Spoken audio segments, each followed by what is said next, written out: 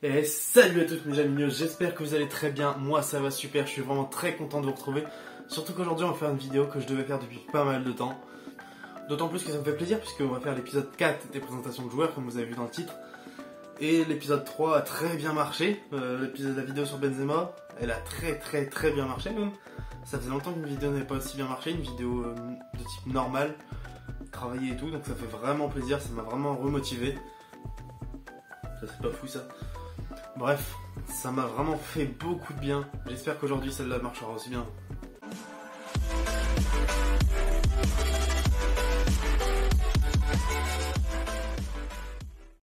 Comme vous l'avez vu dans le titre aujourd'hui les amis, c'est la présentation numéro 4 de joueurs. On va présenter Achraf Hakimi.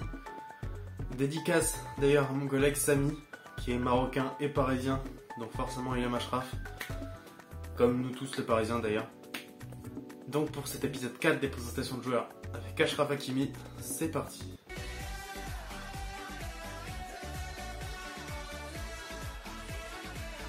Achraf Hakimi est né le 4 novembre 1998 à Madrid en Espagne.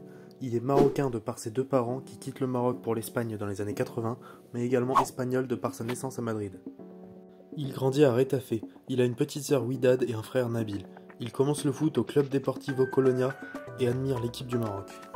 En 2006, à l'âge de 7 ans, Achraf Hakimi rejoint le centre de formation du Real Madrid et il prendra comme modèle tout au long de sa formation Marcelo.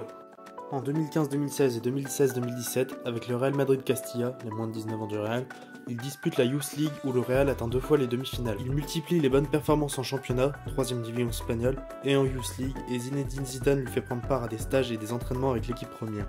Le 11 octobre 2016, il connaît sa première sélection avec le Maroc contre le Canada.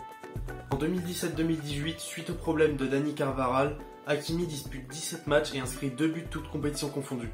Le Real finit seulement 3e de Liga, ce qui n'est pas très bien, mais Achraf Hakimi avec le Real remporte sa première Ligue des Champions en 2018. Mais par la suite, Zinedine Zidane démissionne et Hakimi a peur de perdre sa place de titulaire. Et d'ailleurs, Hakimi remercie Zidane pour toutes les chances qu'il lui a données. À l'été 2018, Hakimi dispute la Coupe du Monde 2018 en étant le 3e plus jeune joueur de cette Coupe du Monde. Malgré de bonnes performances, le Maroc s'incline 1-0 contre l'Iran et le Portugal et fait un match nul 2-2 contre l'Espagne. Hakimi joue l'intégralité des rencontres et fait de très bonnes performances, ce qui lui vaut l'intérêt de plusieurs grands clubs. À la suite de quoi Hakimi rejoint le Borussia Dortmund pour un prêt de 2 saisons. En 2018-2019, Hakimi est titulaire souvent à Dortmund, il dispute 28 matchs avec 3 buts et 7 passes décisives à la clé, mais loupe la fin de saison à cause d'une blessure qui l'éloigne des terrains 3 mois. Il est élu révélation de l'année en Allemagne et meilleur jeune espoir africain de 2018. À l'été 2019, avec le Maroc, il dispute la quasi-intégralité des rencontres du Maroc à la CAN. Malheureusement, le Maroc est éliminé prématurément en 8e de finale. En 2018-2019, il est titulaire indiscutable avec Dortmund en disputant 45 matchs toutes compétitions confondues avec 9 buts et 10 passes décisives, dont 4 buts en 8 matchs de Ligue des Champions, ce qui est énorme. Il remporte la Supercoupe d'Allemagne 2019 et est vice-champion d'Allemagne comme la saison précédente. Mais Dortmund ne l'achète pas jugeant son prix trop élevé. Le 2 juillet 2020, Hakimi s'engage pour 5 ans à l'Inter Milan contre 40 millions d'euros. C'est là qu'il va prendre encore plus d'ampleur. Malgré une élimination en phase de poule de Ligue des Champions, l'Inter est champion d'Italie et Achraf aura réalisé 7 buts et 8 passes décisives en 37 matchs de championnat et réalisé des prestations de haute volée, ce qui lui vaut notamment l'intérêt du Paris Saint-Germain. Le 6 juillet 2021, Achraf Hakimi signe au Paris Saint-Germain pour 60 millions d'euros plus 11 millions de bonus. Au PSG, il réalise de très bons matchs, mais malheureusement, même quand il est démarqué, des fois les Sud-Américains lui font pas de passe.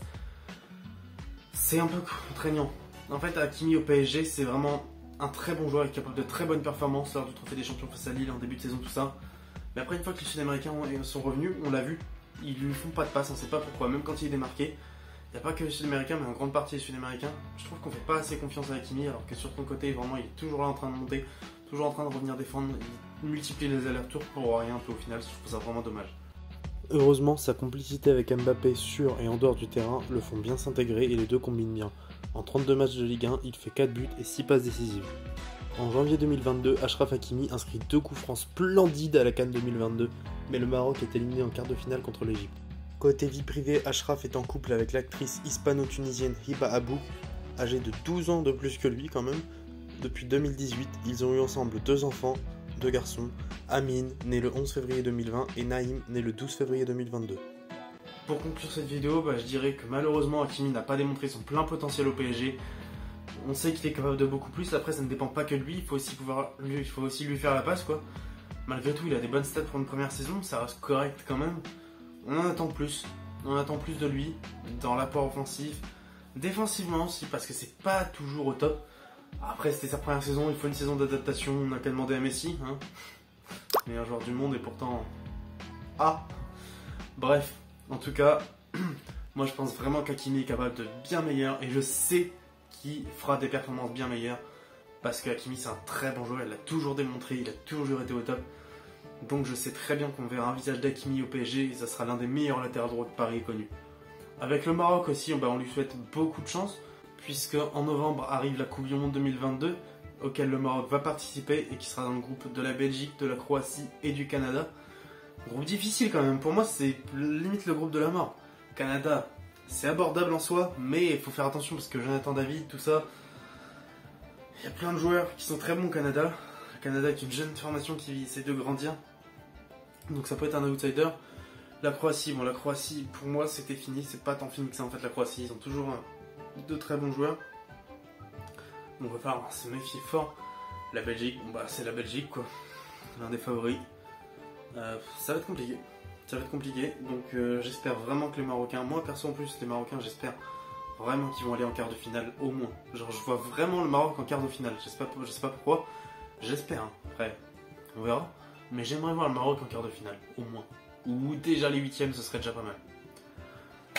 Voilà les amis, j'espère que cette vidéo vous aura plu, si c'est le cas, n'hésitez pas à mettre un pouce bleu, à commenter la vidéo aussi, n'hésitez pas. Et à vous abonner, surtout c'est très important parce que je vous rappelle qu'au 200 abonnés, il y aura le concours pour gagner 2 maillots. On est pour l'instant 180 à l'heure où je fais cette vidéo. Encore 20 abonnés. Je vous attends. Et du coup, après, comme j'ai dit, il y aura le concours de maillots. Tout se passera... Enfin, j'en parlerai sur YouTube, mais ce sera sur Instagram. Quant à nous, on se dit à très bientôt. Avec pas de présentation de joueurs tout de suite. Il y aura une prochaine présentation de joueurs, je sais pas encore qui. La prochaine vidéo, je ne sais pas encore qui ce sera, mais je sais que ce sera très bientôt. C'était Jamin, on se dit à très bientôt. Ciao tout le monde.